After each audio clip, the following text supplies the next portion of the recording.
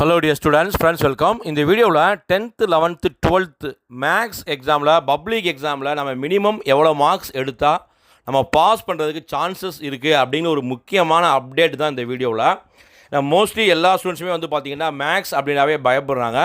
So இந்த ஆண்டு வந்து பார்த்திங்கன்னா 10th 11th 12th வந்து மேக்ஸில் வந்து ரொம்ப டஃப்பான தான் கொஸ்டின் வந்து கேட்டாங்க. ஈவன் ஸ்லோ லேர்னர்ஸே வந்து நல்ல மார்க்ஸ் எடுக்கிற மாதிரி தான் வந்து கேட்டிருக்காங்க. ஸோ எவ்வளவு மினிமம் மார்க்ஸ் எடுத்தால் நம்ம பாஸ் பண்ண வாய்ப்புகள் இருக்குது அப்படிங்கிற பற்றி ஒரு முக்கியமான அப்டேட் வீடியோ தான். ஃபஸ்ட்டு 10th, இந்த வட்டம் 10th வந்து பார்த்திங்கன்னா வெரி எக்ஸ்பெக்டட் ஈஸி கொஸ்டின் தான். ஸோ இந்த ஆண்டு வந்து ஃபெயிலியர்ஸ் வந்து மேக்ஸை பொறுத்தளவுக்கு ரொம்ப குறையும். இதில் மாற்றமே இல்லை. காரணம் என்னென்னா, இந்த ஸ்டூடெண்ட்ஸ் வந்து மொத்தம் ஒரு 14 1 மார்க்ஸ் இருக்குது. இதில் மினிமம் வந்து பார்த்திங்கன்னா நீங்கள் ஒரு 8லேருந்து 10 கேள்வி ஈஸியாக அட்டன் பண்ணலாம். எல்லாமே புக் பேக் தான், 2 கேள்விகளை தவிர்த்து. ஸோ 1 மார்க்ஸில் வந்து நீங்கள் ரொம்ப லீஸ்ட்டாக இருந்தால் மட்டுமே தான் நம்ம அடுத்த கொஸ்டினில் வந்து செக் பண்ணணும். ஸோ யாராவது இந்த 14 1 மார்க்ஸில் சார் 4 1 மார்க்ஸ் வாங்குவேன், 3 1 மார்க் தான் கரெக்டு அப்படி சொல்லக்கூடிய மாணவர்கள் கமெண்டில் வந்து பதிவு செய்யுங்க. அதே மாதிரி கிராஃப் ஜாமெண்ட்ரி இந்த 8 16 மார்க் வந்து ரொம்ப ஈஸி தான். ஸோ இதை நாங்கள் முழுமையான மதிப்பெண் எடுக்காட்டியுமே சார் நான் கிராஃப் ஜாமெண்ட்ரி ஓரளவுக்கு போட்டிருக்கேன், ஒரு 16 மார்க்கில் எனக்கு ஒரு 12 மார்க் அல்லது 11 மார்க் வந்துடும் அப்படின்றாலும் நீங்கள் தைரியமாக வந்து இருக்கலாம். ஓகேங்களா? நெக்ஸ்ட்டு வந்து பார்த்திங்கன்னா அந்த 5 மார்க் கொஸ்டினை பொறுத்தளவுக்கு வந்து கார்ட்டீசியன் பெருக்கல் ப்ராடக்ட் கொஸ்டின் இருக்குது, அம்புக்குறி வரைபடம், அட்டவணை கேள்வி. அடுத்த கேள்வி இது சாப்டர் 1லே 2 5 மார்க் ரொம்ப ஈஸியான 5 மார்க் இருக்காங்க. அதேமாதிரி அடுத்து வந்து பார்த்திங்கன்னா வர்க்கமூலம் கணக்கு, நாற்கரத்தின் பரப்பு, அணிகள், நிகழ்தகவு, கம்பல்சரி கொஸ்டின் அந்த 7+77+ அப்படின்னு ஒரு கணக்கு. இந்த 6 5 மார்க்குமே ஸ்லோ லேர்னர்ஸ் வந்து நீங்கள் முழுமையாக அட்டன் பண்ணாட்டியுமே கண்டிப்பாக ஒரு 3 ஸ்டெப்னாச்சும் கண்டிப்பாக ரைட் வாங்கியிருப்பீங்க. உங்களுக்கு ஃபைனல் ஆன்சர் வரைக்கும் ஆன்சர் தெரியலனாலும் 3 ஸ்டெப்பு வரைக்கும் கரெக்டாக ரைட் வாங்கியிருப்பீங்க. ஸோ இதுக்குமே மினிமம் ஒவ்வொரு ஸ்டெப்புக்குமே 1 மார்க் கொடுத்துருக்காங்க.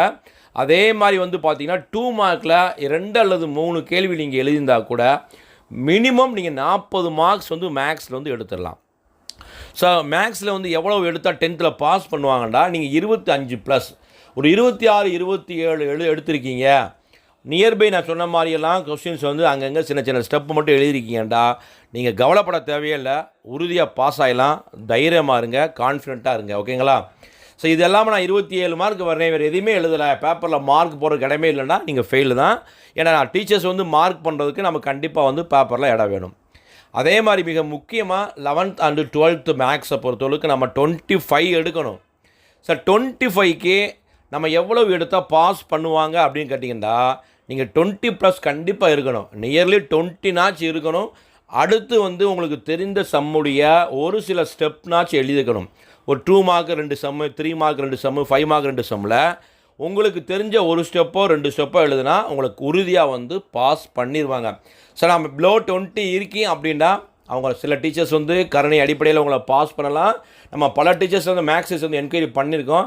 ஸோ அவன் பிலோ 90 இருக்கேன், வேறு எதுவுமே எழுதலை சார், எப்படி பாஸ் பண்ண முடியும் நம்மள்கிட்ட திருப்பி கொஸ்டின் கேட்குறாங்க. ஆனால் சில என்ன சொல்கிறாங்க, சார் அவன் 20 வந்துட்டாவே அங்கங்கே சம்ஸ் எழுதிருப்பேன் சார், அந்த ஒவ்வொரு ஸ்டெப்புக்குமே மார்க் போட சொல்லியிருக்காங்க, ஸோ அவங்க நாங்கள் பாஸ் பண்ணிடுவோம். ஸோ 2 விதமாக பதில் கொடுத்துருக்காங்க. ஸோ நம்ம 11th and 12th மாணவர் 25க்கு நீங்கள் மினிமம் ஒரு 20 எழுதி கன்ஃபார்மாக எடுத்துகிட்டு ஒரு 5 மார்க் உங்களுக்கு போடுறதுக்கு ரிலேட்டட் சம்ஸில் ஃபுல்லாக ஸ்டெப் எழுதிங்கன்னா நீங்கள் உறுதியாக பாஸ் தான். யாரும் ஒரி பண்ணிக்கிறாங்க. எல்லா டீச்சர்ஸும் மாணவருடைய நலன் சார்ந்து தான் விடைகள் திருத்துறாங்க. ஸோ நம்ம என்ன செய்யணும்னா, சப்போர்ட்டிவாக டீச்சர்ஸ் மதிப்பெண் போடுறதுக்கு நிறையா ரிலேட்டட் ஆன்சர்ஸ் எழுதி இருக்கணும். அக்யூரேட் ஆன்சர்ஸும் நிறையா எழுதியிருக்கணும். கூடுதல் மதிப்பெண் கிடைக்கிறதுக்கு எந்த சமயமே மிஸ் பண்ணாமல் அந்த சம்முக்குரிய ரிலேட்டட் ஸ்டெப்ஸ் எல்லாம் எழுதியிருந்தால் நம்ம உறுதியாக பாஸும் பண்ணலாம், அதையும் தாண்டி அதிக மதிப்பெண் எடுக்கலாம்.